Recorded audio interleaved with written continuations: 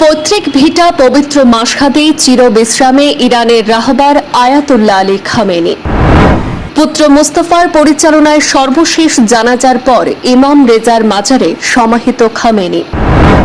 লাখো মানুষের সমবেত প্রার্থনায় ওঠে কান্নার রোল।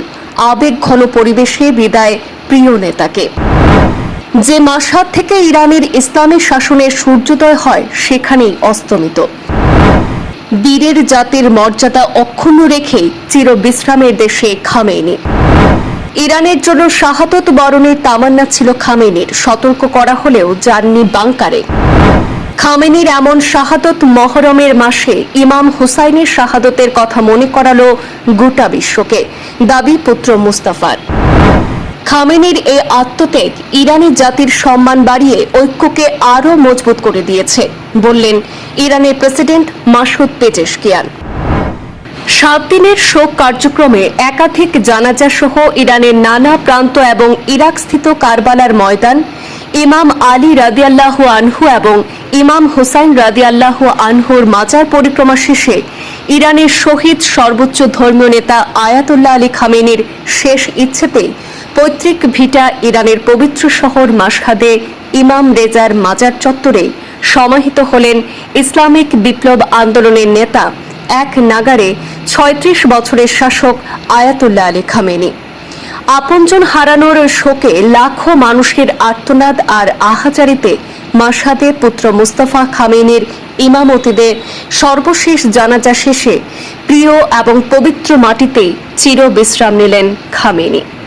পুত্রের সংক্ষিপ্ত বক্তব্যে উঠে আসে ইরানের জন্য শাহাদতের তামান্না ছিল খামেনির।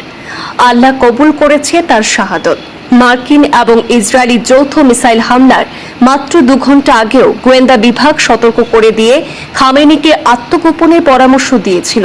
তিনি তা প্রত্যাখ্যান করেন, এমনকি বাংকারে যেতে অনীহা প্রকাশ করেন। খামেনি সাফ জানিয়ে দেন, ইরানিদের খোলা আকাশের নিচে রেখে আমি কিভাবে বাংকারে যেতে পারি? আমেরিকা ভাবছে আমাকে শেষ করে দিলেই ইরানিরা বশ্যতা স্বীকার করে নেবে, কিন্তু ইরানিরা বীরের জাতি, বশ্যতা স্বীকারে অভ্যস্ত নয়।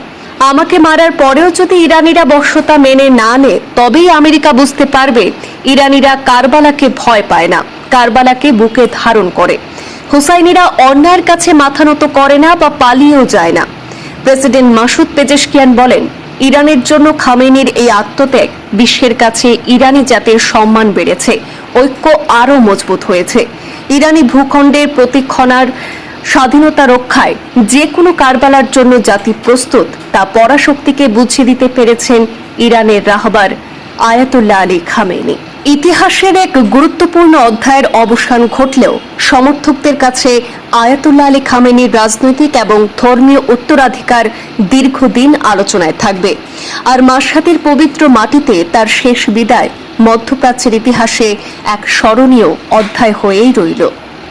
ব্যুরো রিপোর্ট, পূর্বাঞ্চল প্রতিদিন।